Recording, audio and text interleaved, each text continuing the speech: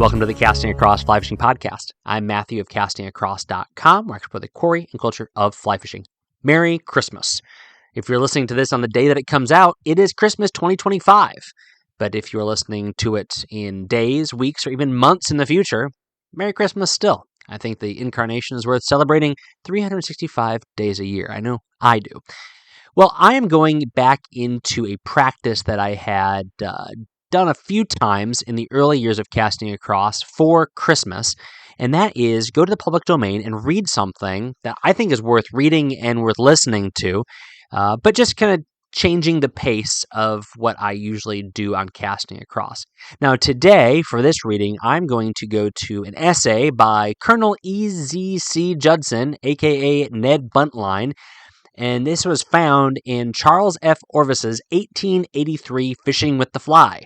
This is one of the most prominent books of the end of the 19th century when it came to angling. It went through a number of reprints, and in this original 1883 edition, this would have been the final contribution or essay that you found in this volume.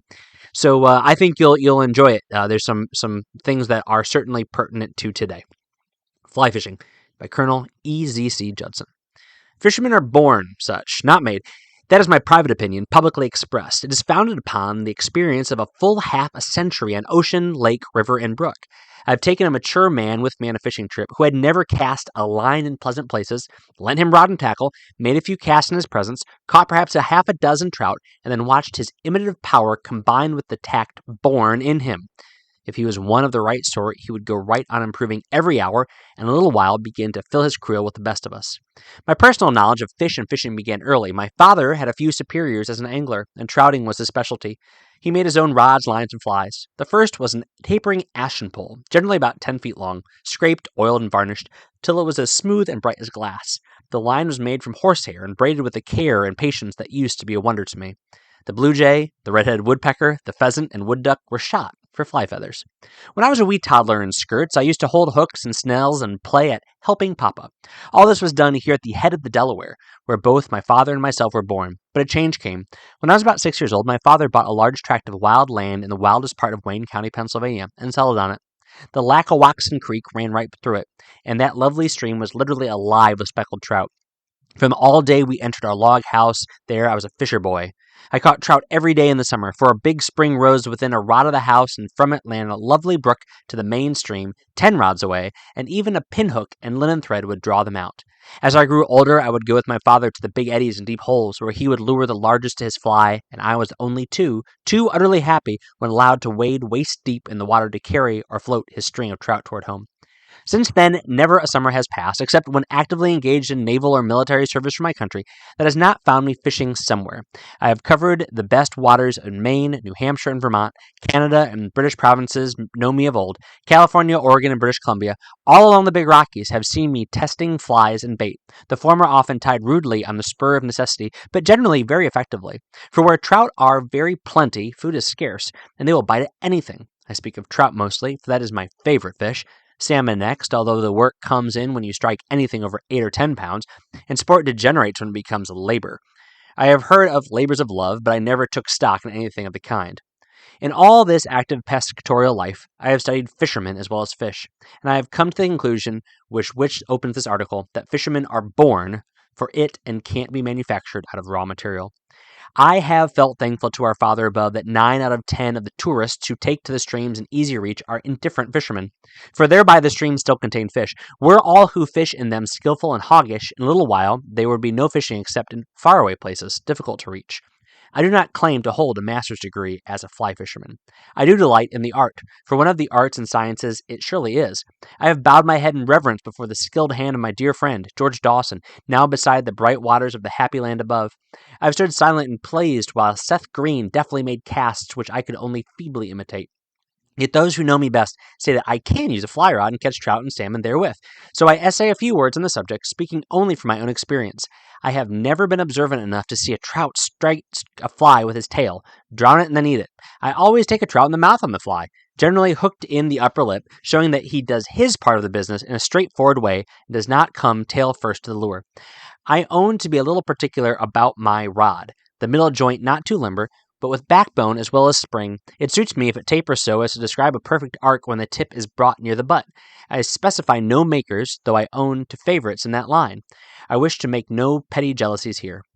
As a rod near 10 feet long as may be, for trout fishing, weight from 7 to 8 ounces, never over 10, with a reel close to and under the butt, an easy running click reel, a line of braided hair and silk, strong and weighty enough for a cast against the wind as well as with it, a clear, strong loop leader for a quick change of flies, a book well supplied with the latter to give the speckled beauties a choice, and I am ready for work. The idea of special flies for special seasons of the year I have found to be a humbug. Trout are exceedingly whimsical about flies. Watch those that are on the stream, see which the trout leap for, and get as near to the like of them as your book will allow. Always, if possible, fish downstream. It is easier. You can detect swirls, eddies, shaded pools, coverts of rock, mossy banks, and overhanging branches. From above, better than below. Trout do not scare so easily that a cast of 15 or 20 feet will not find them ready to rise if they are hungry. You have also the aid of the current in guiding your fly to each coveted spot after it touches the water. Enter a stream, say its average width is 75 or 100 feet. Few of our mountain streams are such, and a skilled rodster can cover with ease, for wading down lie chooses his water, makes his cast, seldom over 20 or 25 feet of line a cast, much often less, and in good waters fills his creel. For a forward cast, with your line as far out as may be necessary for the distance, throw your rod sharply back at an angle to not over 15 degrees, then bring it forward quickly till, as your line and flies are extended, the tip of it is on a level with your breast. Never lower so as to dip water. With line taut, so to speak, if a trout rises as to your fly or flies in such a stream, a sharp, quick turn of the wrist will strike the hook home and secure him. Your strike must be firm and decisive. Give the trout 1 second to understand, then he spits the fly out. Laugh if you will, but that's what he does. When hooked, it is not too large for your tackle. Draw the trout swiftly to you, lift him out, and break his neck by bending back the head where it joins the backbone. Thus, he is out of pain, and does not bruise and flop himself soft while dying in your creel. Playing a trout, for the mere fun of the thing, is unnecessary torture. Besides, you frighten more than you secure in the process. A very large trout, of course, must be weakened in the water, but many fishermen think that there is no sport without they play a fish, no matter how small he is. Never cast a foot more line than you need. You cannot gather slack half as easy as you can pay it out. In regards to flies, I have found the brighter the day, as general thing, the darker the fly the trout want. At early dawn, or in the soft twilight of evening, a very light fly, a coachman is best. Next, gray miller, and especially the stonefly. I use more coachman, black gnats, and stoneflies in one season than I do all other flies put together in 3 summers. Be sure, of all things, that your line runs easy through the standing guide, just guide rings. I like the former best. In casting right or left to reach under bushy or overhanging limbs, the same sharp or quick action which makes an overcast successful is required, and great care not to draw any slack line when your fly drops where you want it. Many fly fishermen are considered adepts according to the length rather than the grace and certainty of their casts. I do not think in actual stream fishing and average days of casting would reach over 15 feet to a cast. I never made but one very long cast in actual angling in my life. Once, on the bank of a mill pond in the upper part of Alder Brook in Ulster County, New York, I saw a trout in shoal water, the largest I'd ever caught in that vicinity. To reach him without alarm, I cast 72 feet, measured afterward from the knot on my line, used my reel, and I got my fish. He weighed 2¼ pounds, and I had to play him some to save him. And now, with a word to young fishermen and old beginners, I will close. Learn first to cast a line and take a trout with bait before you try a fly. You will thereby gain confidence. Learn to hook your fish at the instant he strikes, and gain the supple use of arm and wrist which makes the fly fisherman skillful. My dear wife, by whose sick bed I pen these words, for one long joyous summer at camp, fished by my side, using bait, while she saw me casting no lure but flies. The next time we went on the stream, she had a 6-ounce fly rod, and 50 beautiful trout in 2 hours to her basket proved how apt a pupil she had been. With many words of cheer to all who love this glorious pastime, I remain, as of yore, Uncle Ned, a born fisherman.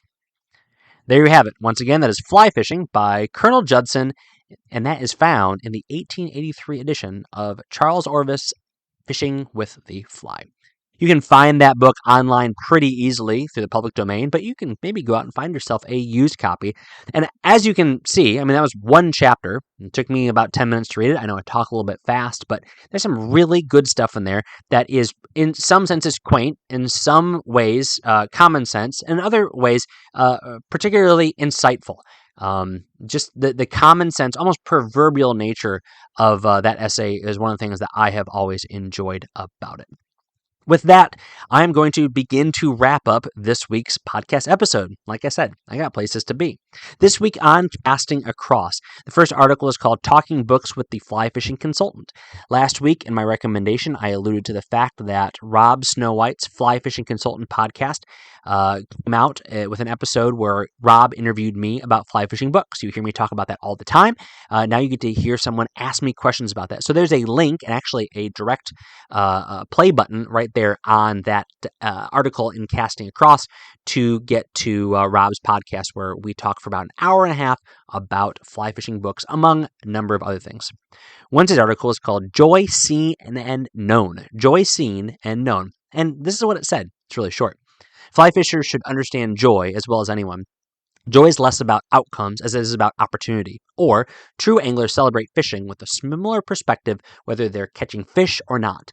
Dedicated fly fishers just want to be out on the water. Weather, insect hatches, and the bite are merely variables that go into an equation that equals joy.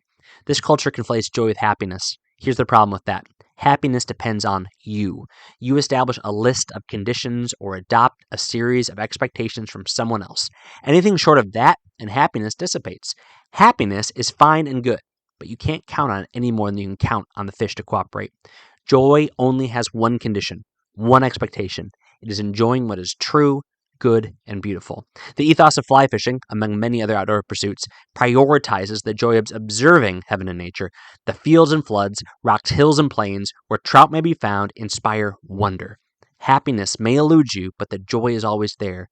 Even though there are patently clear curses on the ground, the creation echoes an eon-old goodness. More to the point, it cries out for her Creator's majesty. And while he is seen through creation, he is known because of Christmas. Joy to the world, indeed. And with that, I will leave you for this episode of the podcast. My only recommendation is that you have a very Merry Christmas. Merry Christmas from Casting Across. Thank you for listening to the Casting Across Fly Fishing Podcast.